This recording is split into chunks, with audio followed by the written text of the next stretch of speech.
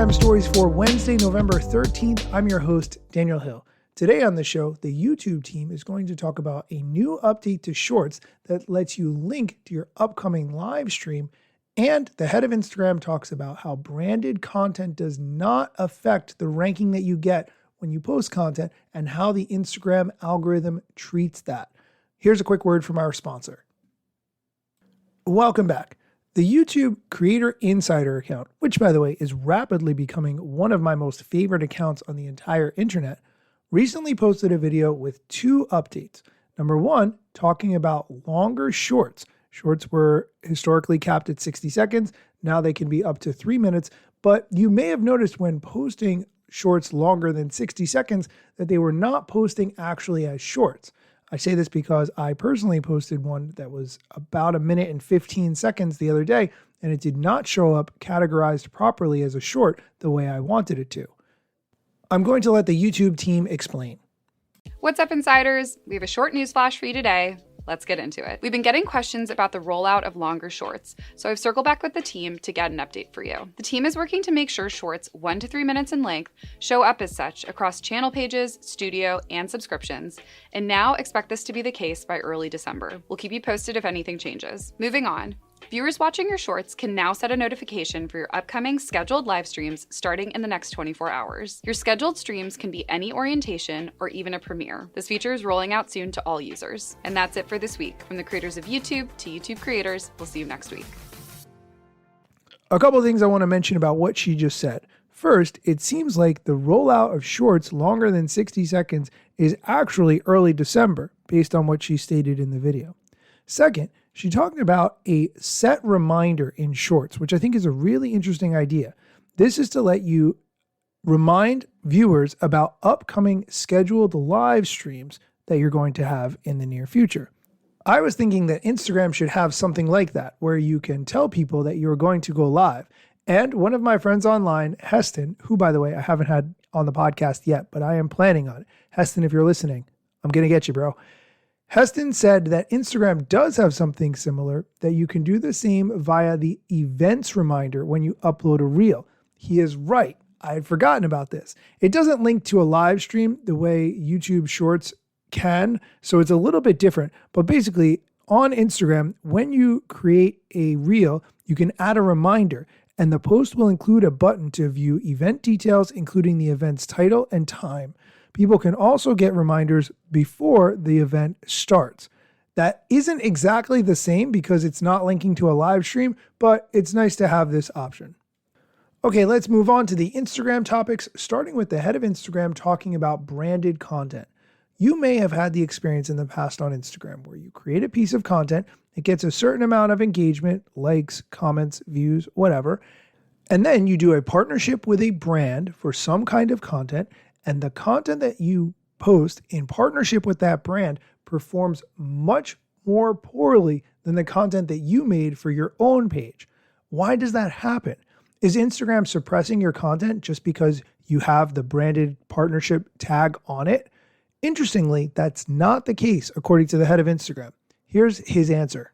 We don't downrank posts that you mark as sponsored. It helps us understand Instagram to know what is sponsored, and it's important for creators to be able to mark things as sponsored without fear of downranking so that they can comply with local laws all around the world. So we don't downrank sponsored content. It helps us understand the ecosystem to know what is and what is not sponsored, and it's important that creators feel comfortable marking things as sponsored so they can comply with local laws. So that's a myth that's going around that I wanted to quickly debunk. More advice coming soon. Okay, with that context, why does this happen? Well, let's be honest, there are way too many ads on Instagram, and when your followers see something that looks like an ad, even if it is not a direct ad from Instagram, if it comes across like an advertisement, they are likely to skip it or not engage with it the way they would with your normal content.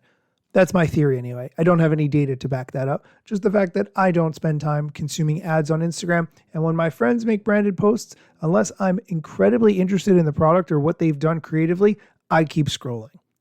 We are going to take a quick break. When we come back, we're going to dive into the head of Instagram's Ask Me Anything that he did last week. So stay tuned. And we're back. We're diving into the questions that the head of Instagram shared on his Ask Me Anything. And the first one what's a recent change on Instagram that people may not know about? This is an interesting question because the way it used to be before he talks about the change is a very bad experience on Instagram.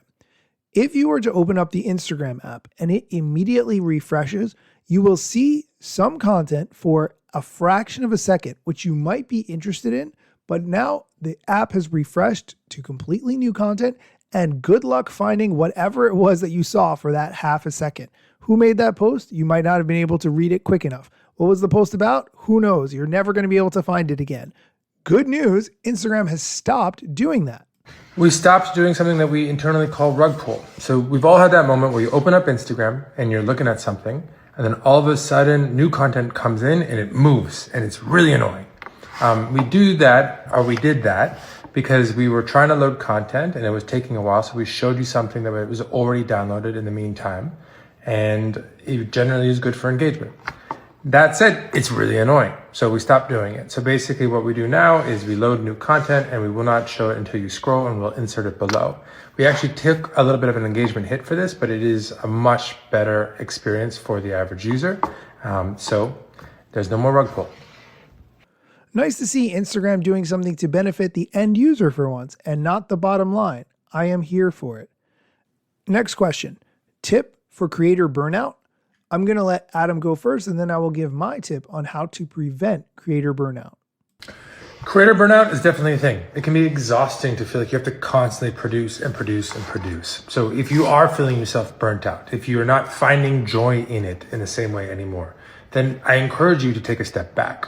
One thing I often do that I strongly also encourage you to consider is don't obsessively look at how much reach or how many likes each of your posts are getting over those first couple hours.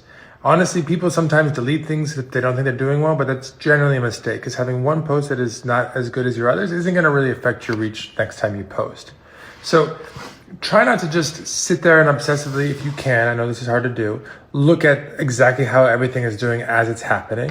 Just look back after half a day or so and then check it, or look at all of your insights at the end of the week and then adjust, because just looking back over and over and over again can be exhausting, and it isn't actually going to help you. My tip for preventing creator burnout is completely different. Everyone says, no matter how much content you make, that you need to make more. And that is wrong, because at some point you have diminishing returns. You might create more content, but the quality will not be as good. And if you keep up the pace of creating content as fast as you can, as much as you can, you will burn out in a very short amount of time. Instead, what I think is a much better strategy is to focus on creating the volume of content that will allow you to create the amount of content you want for the long term and still be proud of the content that you're making. I think this is extremely important. And also, don't let people pressure you. People will say, oh, you have an Instagram? Do you have a TikTok? Do you have a podcast? Do you have a YouTube? You are only one person. If you have a team, of course, by all means, use your entire team. But if you are just one person, it is very easy to get burned out on all these different platforms requiring different strategies. Don't do it. Let's go on to the next question. Do you think multiple posts in a day hurt a creator's reach? I think this is interesting. This person's question did not say whether they meant reels or stories or something else, but I think personally that there is a bit of a threshold for posting more stories, but you'll always see that your fourth story has way more reach and views than any other story that you post. It's not like people skip your first story to watch your 10th story. So I wish this person had given a little bit more context to their question.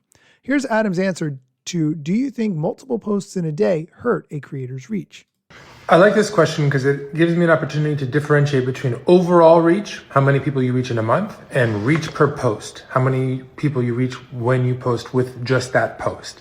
Now, posting more frequently, like multiple times a day, is going to help you reach more people overall. But it could, not necessarily, but it could decrease your reach per post. Maybe you're going to be tiring out people who follow you because they're seeing too much stuff from you. So it depends on what you're optimizing for. If you really care just about how many views or likes or how many people see each individual post, then I'd be careful. I would experiment and see if posting too much ends up in some sort of decline. But in general, that's different than if you're just trying to maximize the number of people you reach in a month, where high frequency can really help. And I've seen some creators be very successful when doing so. But it's also a lot of work, so you got to know what you're signing up for. Okay, that is going to do it for the questions and answers part of today's episode. You might have noticed that I am messing with the format a little bit. Normally, the episode starts with ads, but instead of doing that, I'm giving a little bit of intro and then the ads. Going to see if that works better. Let me know your feedback. As always, thank you for listening, and be sure to come back next time for more social media news, strategy, and other important things that I think you need to know. Let me tell you a couple things that you should know about me. A product manager, but do not have a bachelor's degree. But actually, that's factually a fraction of me. Another fraction's posting content irregular and irrationally. Still probably won't get a job at the Gram.